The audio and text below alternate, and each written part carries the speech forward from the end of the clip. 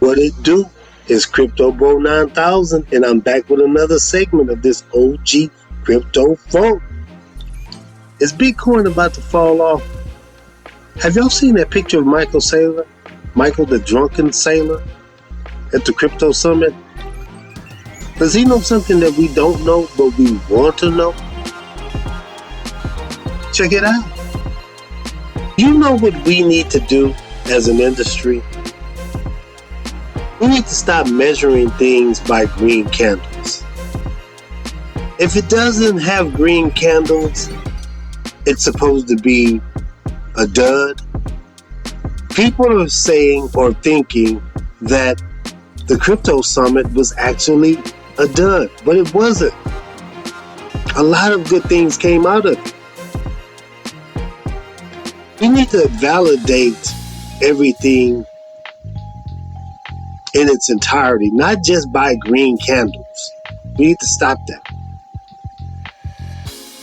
The stock market started in 1602. Imagine being there at that time, right when it started. All the things that it had to go through, all the regulation that had to be passed.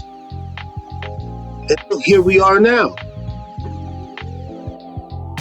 So just be patient. We're going to get there. Congress is going to do regulation. Candles are going to turn green. So chill. Now here's a bullish thing right here. You got Brian Armstrong, founder and CEO of Coinbase, which is the largest crypto exchange in the United States. He's going to hire 1,000 employees. Historic day at the White House Digital Asset Summit, thanks to the President of the United States leadership, along with David Sachs, crypto czar. The United States now has a strategic Bitcoin reserve and emerging regulatory clarity. This is directly translating to economic growth in the United States. For instance, Coinbase plans to hire about 1,000 employees in the United States this year as a result of this renewed growth. We'll continue to build this industry in America to ensure the U.S. remains a leader in technology and finance. Can you get more bullish than that? He's going to hire 1,000 employees this year. He's not going to hire 1,000 employees just because he has the money. He's going to hire 1,000 employees because he needs to. Brian Armstrong, Coinbase CEO here. The West Wing is right behind me. We just left the Digital Asset Summit at the White House. It was an incredible event, really a historic moment for our industry, and President Trump has breathed life back into the crypto industry. Coinbase is planning to hire about 1,000 people here in the United States this year as a direct result of his actions already in the first 60 days or so. So these policies really matter, and this is the most pro-crypto Congress we've ever seen as well. All of you all out there helped elect pro-crypto candidates with StandWithCrypto.org, and Fairshake, the super PAC out there, played a big role as well. So we're going to keep showing up, trying to be an educational resource, and see if we can get some legislation passed as a next step. There's already stablecoin legislation being drafted in the House and the Senate. There's a market structure legislation that'll help clarify which of these crypto assets are commodities, securities, payment tokens, or something else like artwork. And then I think we should get the strategic Bitcoin reserve that got announced last night codified into law too. So we're hoping Congress can work on that.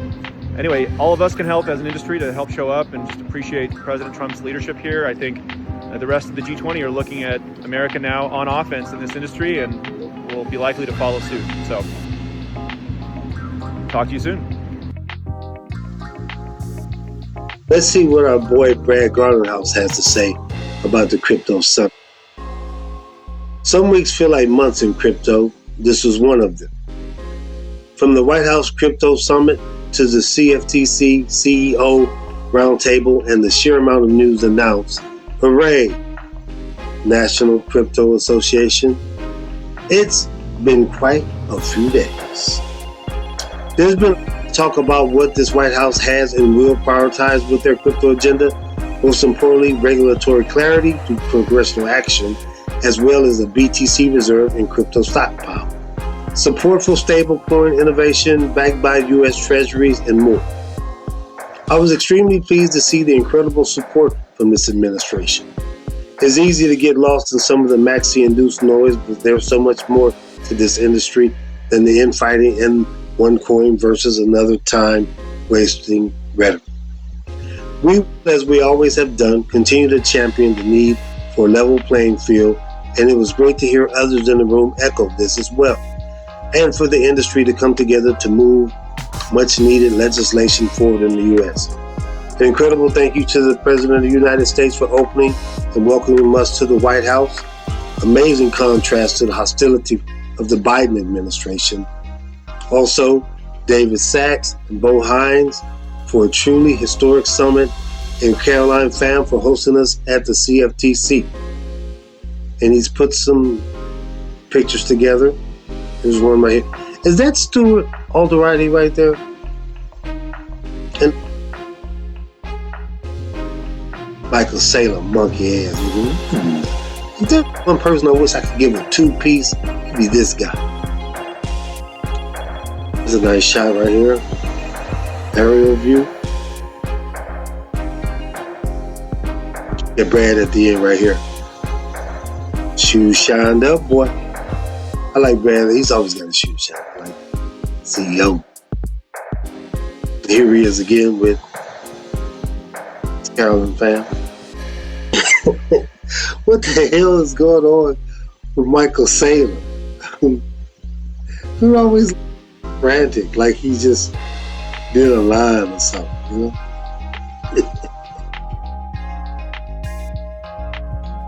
He always look like he's off the bed. He always look like, you know what I'm saying? He probably just woke up in the bathroom. He's so worried about Bitcoin. He's so worried about being found out that Bitcoin is a scam. Is that what it is, Mike? You're grifting, you know, the people are catching up with you. It's just a matter of time before that house of cards all comes tumbling down. Yeah. Okay, but look, peep it out. At the same time, let's keep it on the grill. We can't ignore the elephant in the room. What we learned about the White House crypto meeting was a lot of them owned BTC and tried to profit off the BTC reserve. They really thought they were smart, but they were not so smart. Washington does not control anything anymore in the crypto world. Rumors and Clan got a huge shock. I hope they were extended big time and lost hugely. A lot of those guys were Bitcoin Maxis. They were condescending and they were leveraged, and they thought that, you know, the big announcement was going to blow up their bags. But guess what? Like I said at the front end of all this, can't measure everything in green candles. But you can. But you didn't. Next week will be the worst week for BTC. Why? MicroStrategy is overextended on borrowed money using Tether. They borrowed that money to prop up BTC going into the Bitcoin reserve in crypto meeting this week, thinking that they will hit a grand slam. Truth is, they struck out. Bitcoin is dropping, meaning now MicroStrategy has to pay back that borrowed money, tens of millions. The only option they have is to sell Bitcoin, which will crash the Bitcoin market. That's all they have is Bitcoin. Going to get ugly regardless of what the cult Maxis say. The truth in the ticker. Man.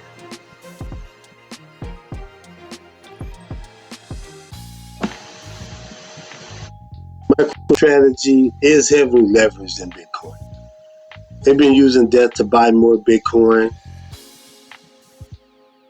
even though some analysts believe that this strategy has been highly profitable And then you got others that say that it's risky and it could backfire if Bitcoin's price drops significantly. Knock, knock. MicroStrategy's borrowed billions through convertible bonds and other instruments to buy Bitcoin. And its stock price is closely tied to Bitcoin's performance. If Bitcoin drops, MicroStrategy could face liquidity issues, as it might need to repay bondholders or maintain its debt obligations. However, experts suggest that MicroStrategy's use of convertible bonds gives it flexibility, reducing the risk of immediate forced liquidations. While it is possible that they might sell some of the Bitcoin to manage debt payments, the likelihood of it causing a total BTC crash is debated, right? Bitcoin is a global asset with deep liquidity, so while they hold a significant portion of Bitcoin, they said it's like about 2% of all Bitcoin. The broader collapse, still a major Bitcoin drop, could negatively impact MicroStrategy stock price and shake investor confidence. By next week, this week coming up, volatility, the idea that MicroStrategy would single-handedly crash Bitcoin, that's a little speculative. I don't know about that. But the company has successfully navigated past downturns before, and the strategy relies on long-term Bitcoin appreciation rather than the short-term selling pressure. And then there's also that Tether thing. Tether will have to probably sell off maybe all of his Bitcoin to get into compliance. We'll see.